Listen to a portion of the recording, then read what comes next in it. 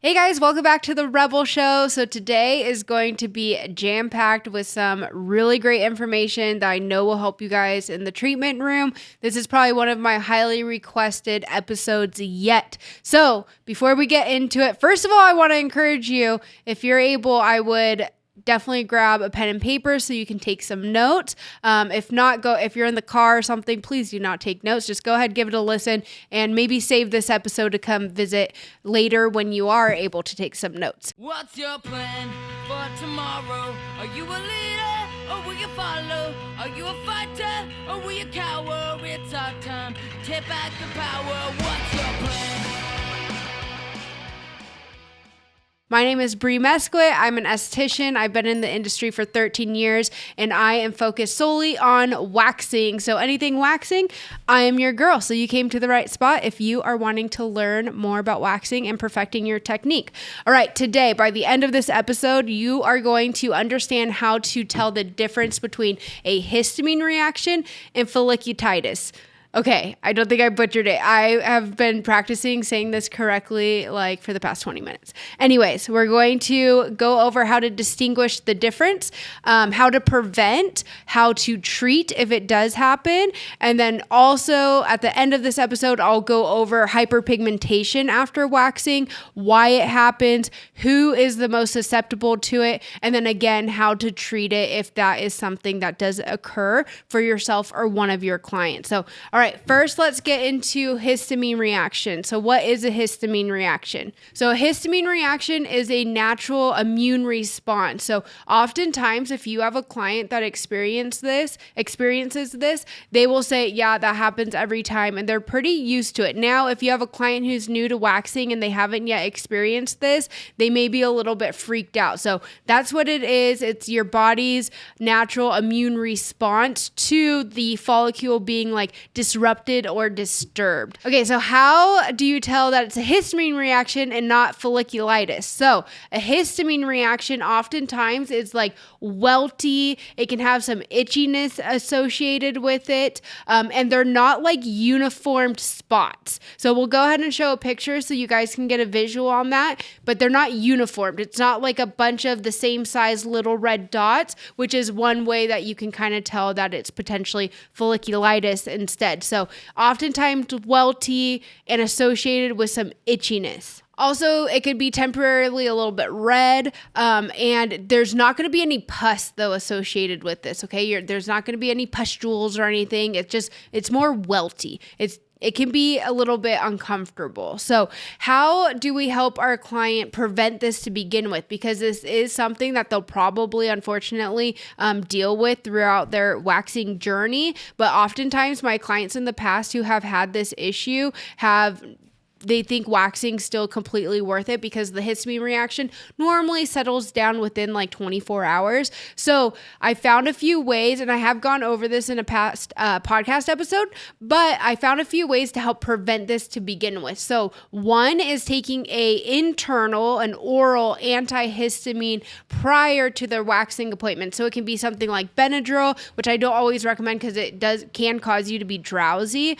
So I really like recommending Claritin. So taking Claritin 30 to 45 minutes before their appointment, since it is an antihistamine, can really help to at least reduce the reaction. They still may react a little bit, but it's going to help reduce it. Then after their wax, you're going to use, it's called Just Calm Down. It's one of Relax and Wax's newest products, and it's actually a topical antihistamine. So it's so great to be able to focus on attacking this both from the inside out and the outside in. So I have found that to be a really great solution for those who tend to struggle with histamine reactions. There are also foods that have higher histamine. So we'll go ahead and show a list of those. You can recommend and send this to your client ahead of time so that they can try to avoid some of those things. I'm pretty sure caffeine is on that list. So that's usually one of the big culprits for sure. So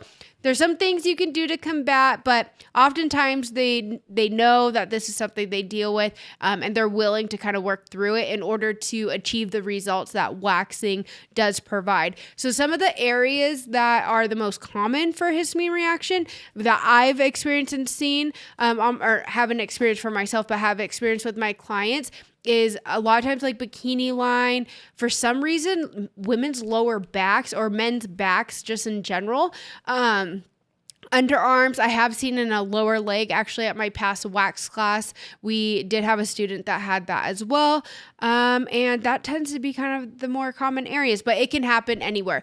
Now, if this happens on the face, which I did used to have a regular of mine who would get a full face wax every month, she would experience this. She didn't care. She loved the results. We did the Claritin. We did not have topical antihistamine at that point. So what I did was actually a hydrogelly mask. I used to do the intensive aftercare hydrogelly mask. That really helped. And then also cold compress can help as well. So that's histamine reactions. All right, now folliculitis. How do we tell it's folliculitis? So normally the difference between histamine reaction and folliculitis is that the histamine reaction is not uniformed spots or bumps or welts. They're kind of like, different shapes and sizes. Folliculitis is usually tends to be more uniformed, and they're little red dots. It's like each follicle, which is how it got its name, is inflamed. So you can see that. Now, there's two different types of folliculitis. So there's true folliculitis, which is actually caused by bacteria. So it's a bacterial infection. And oftentimes, to be able to tell if it's that, it does not pop up usually right away. It's usually within a few hours, or even more commonly is the next day, 1 to 3 days after waxing. So if you have a client that sends you a picture, they're like, what is happening? What's going on? I have all these like pimples. That's how they're usually going to describe it. I have all these pimples, and it's going to be a bunch of little whiteheads. I know you guys have seen this, and we'll provide a picture for you as well. But that's true folliculitis, and that is a bacterial infection. Now, this can happen a couple different ways. It can be from improper disinfection and sanitation on our end. If double dipping is occurring, not properly, maybe sanitizing your treatment table. These can be causes, but most common, because I know you guys aren't going to be doing that. You guys are professionals. So most commonly, it's what our clients are doing after their wax. Wearing tight clothing, working out, going in a sauna, jacuzzi, steam rooms, things like that. That's what can usually is the most common culprit for causing true folliculitis. Now, there's true folliculitis, which again does not really show up right away. You're not going to see just pustules coming out of nowhere. Like, it takes some time for that to happen. But what can happen immediately is called pseudofolliculitis. So pseudo actually means fake or not what it seems to be. So pseudofolliculitis is when you see immediately, even during the service while you're still providing it, or immediately after, you're seeing all those little you're seeing all those little red dots, and they're very uniformed, and it's like each follicle is inflamed, because that's exactly what it is. So what that is more just like irritation and inflammation of the follicle due to the root being removed. So it's just their body just doesn't love it. Actually, people sometimes even experience this with shaving as well. Quick interruption to the show. I wanted to make sure that you are aware of my free 6-week hard waxing 101 course that I have put out for waxers to gain confidence in the treatment room, no matter where it is in your waxing career that you are at. You will also receive a certificate of completion once you complete the course. So visit us online, lashwaxoc.com, and you will click the training tab. Now back to the show. How do we treat both of these? So folliculitis, pseudofolliculitis, so the fake kind that just kind of pops up. Honestly, it usually goes down on its own within like 24 hours. So cool compress can help because it is inflammation. So just soothing the skin. You can put, I love No Trauma Mama by Relax and Wax as well. You can do that. It's not going to hurt to use the Just Calm Down, which is more, the topical antihistamine, but it will help in this case as well. But you don't really have to worry about doing too much. But what you do need to be doing is making sure that you are properly informing your your clients on proper aftercare. So no tight clothing, no petting, no sweating, no steam rooms, jacuzzi, saunas, working out, all those things. Just let the area breathe. Light, loose clothing is going to be the best. Breathable, so like cotton, is going to be the best bet for that. And just kind of let it chill and do its thing, and usually it will come down.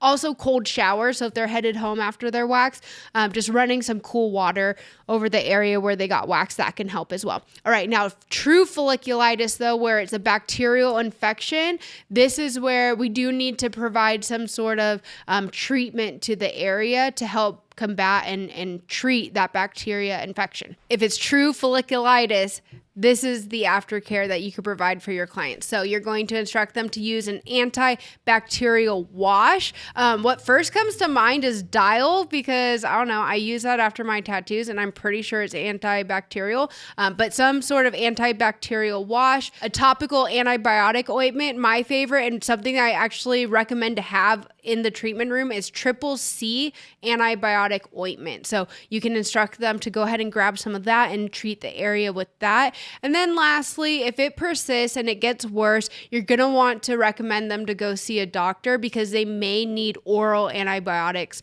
in severe cases. That's not usually, that's super uncommon. So don't freak out if your client said, and okay, where does this happen a lot?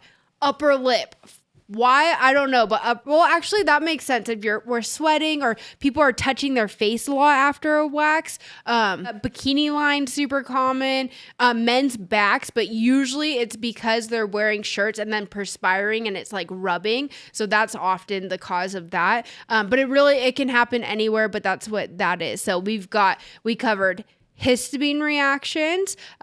Quickly, just to do a quick overview. Histamine reaction is not uniformed, usually welty, can be associated with some itching. Pseudofolliculitis, which is like the fake kind that happens immediately, little uniformed red dots, no itchiness associated with that. True folliculitis usually is going to pop up within 1 to 3 days. It's a bacterial infection. It does need to be treated. Usually not itchy. It can be, but kind of rare for it to be itchy as well. It's just not the most prettiest. All right, now let's move into hyperpigmentation after waxing, why it happens, who's most susceptible, and then what the heck we do if this does happen to one of our clients. So first, let's cover who's most susceptible. So it's usually medium to darker skin tone. So Fitzpatrick scale, there's another tongue twister for me. Fitzpatrick scale 3 through 6 is going to be more susceptible to having hyperpigmentation after waxing. All right, what are the causes? Why does this happen after waxing? Okay, first is skin trauma and inflammation. So technically when we're waxing and we're removing the hair from the root, as we should be, it kind of creates like micro injuries. So people could just be more susceptible and their skin's just more reactive. So it's being perceived by the body as a trauma. So it can cause some inflammation. And then unfortunately for some people, that can turn into hyperpigmentation. Another thing is sun exposure after waxing. So this again needs to be in our care card that we send home with our clients, so that because if they don't, you don't know what you don't know. So it's up to us as the professionals to be properly informing our clients. So sun exposure after waxing can cause hyperpigmentation as well. Heat and friction can cause hyperpigmentation. So again, proper aftercare of not working out, no tight clothing, no saunas, steam rooms, jacuzzis, any of those things. So as you can see, there's a theme here. Proper aftercare is extremely important. So do not skip that step with your clients. You guys should have care cards available that you can send out to your clients. If you want to automate through using your booking system to send out maybe an email blast about this, or send out a text after their appointment, you need to just, however works best for you, you guys need to be getting this information to your clients, especially new clients. They need to know this so that we're not Some things are unavoidable, like histamine reactions. We can reduce it. Some things are just unavoidable, okay? But there's a lot that is avoidable, and we want to ultimately make sure we are giving our clients the best results possible, because waxing is truly an investment, and we want to work on client retention too. So going through all these things and being super detailed and communicative and educational with your clients is going to give them the best results and best overall experience, so that you will become the go-to waxer in your space, in your area. So super important. Sometimes there's hormonal factors as well. So some people just are going to be more susceptible, have hormonal imbalances, and unfortunately, there's not a whole heck of a lot we can do, but that could be a factor to that as well. What are some of the ways that we can help avoid this? So first of all, your client waiver, your intake form is extremely important, because on there, hopefully they will be truthful and share if they've had any treatments recently, like a chemical peel, any facials where they had a lot of exfoliation. So we want to avoid waxing over an area that has been extremely exfoliated recently, has been recently sunburnt. Those are really, really important things. So we want to make sure we're not skipping the waiver and the intake form first and foremost, but then also, because if it's not a new client, you technically don't need to have them do another waiver or intake form, but you want to, every single time a client comes in, you want to ask if there's been any recent changes. Super important. And if there has been, then you will go ahead and have them fill out another form. So super important that we are keeping track of that and asking our clients those questions. And then to prep, we want to make sure that we're prepping the skin correctly. So pre-wax cleanser, pre-wax oil, that's my favorite. We're adding hydration to the skin. We're adding a little bit of a barrier with that oil. I prefer, and I know you guys have heard me say this multiple times, I really prefer to avoid powder unless absolutely necessary. So that's how I choose to prep the skin and how I recommend for you guys to prep the skin before waxing as well. Then again, I'm not going to harp on this anymore, but just another reminder, making sure you are sharing proper aftercare, all the things that I've already discussed, and then ending the service properly. So you can choose between like No Trauma Mama, which would be a great one with the tea tree oil and all the like antibacterial properties in there, the calming, soothing properties in there. That can be a great option. You can use your pre-wax oil as a post-wax oil as well, but I really do love No Trauma Mama, especially for the more intimate, sensitive areas, underarm, bikini, anywhere on the face. If it's a large area like arms, legs, things like that, then I will use oil. But those also are areas that usually aren't most susceptible to hyperpigmentation. So let's go over that too. What areas are the most susceptible? So I've seen it on upper lip, underarm, and bikini line area. That's where I've personally seen it, and where I know is the most common area for people to experience that. So definitely recommend using No Trauma Mama in those areas. Okay, so now if this does happen to your client, what can you recommend for them? So one of my favorite products, it's a lightening ingredient, so it's more of an ingredient than a standalone product, is niacinamide. So it's actually something that I've been using both in my face wash that I've been using, and then also in my toothpaste. And it definitely has whitening and like lightening, brightening effects to it. So that's an option. Vitamin C, a great product line that you guys can use, it's for professionals, is Bright. So it's a skin lightening treatment protocol. So you can go ahead and have something like that on hand to help anyone who has experienced hyperpigmentation. So reach out to them. We'll link them in the description. I know their Instagram is Brighten Up. They're awesome. I love their company. I love Luba. She is the owner and they are fantastic. That's a fantastic option. Now, more for any really stubborn hyperpigmentation or to get a little bit more aggressive with this, you can do laser treatments or chemical peels as well. Side note though, I want to make sure you guys are aware that there's no treatment that's going to happen or help overnight. Okay. So it is going to be just consistency over time to help reduce any of that hyperpigmentation. Now, those things that I mentioned, the chemical peels, the laser, Bright's system, skin lightening system, all those can also be used on previous hyperpigmentation as well. So it doesn't have to, those things aren't available just for it happening after waxing, people struggle with hyperpigmentation for other reasons as well. So those are options for you. All right, so to conclude, it's going to be really important. We're doing those waivers. We're following proper pre-care, post-care, and then also, lastly, the temperature of your wax. I forgot to add this one in there. If your wax is too hot, I'm going to actually use the word hot. You guys know I don't like this word, but if it's too hot and you burn your client, that's a trauma to the skin. It's taking off that top layer. Some in really bad cases, even deeper, but hopefully we are not doing that. Super important that you have your wax at a nice usable temperature. Okay. So if you're burning your client, and the most often time I've seen this is with cartridge soft wax, because it can get really, really hot, and there's not a great way to test it on your own skin before applying to the client, because that would be unsanitary to do that, because you're not using a stick and you can't use a clean stick to go ahead and grab the wax. So be really careful about this. Maybe roll onto the wax strip, the paper beforehand, but you can tell it shouldn't be completely just liquidy, and you'll have a hard time holding it too. So for anyone using those silicone mitts, which are great, I think they're great, but you want to touch it too. And if you can't touch it and it's too hot for you to touch, then it's too hot to be applying to your client. So I've seen this a lot. I've seen this on legs, especially men's backs, and it looks terrible. It's so extremely painful for the client. So just be really careful about that. Next, the biggest culprit is usually, I hate to say it, but I'm not even going to say that, but people who are not super experienced with waxing and focus on other services, those salons tend to have issues with this as well. And it's again, the wax just being really hot, soft wax especially. And then hard wax, it can happen, but you guys need to be making sure you are following the 3-second rule.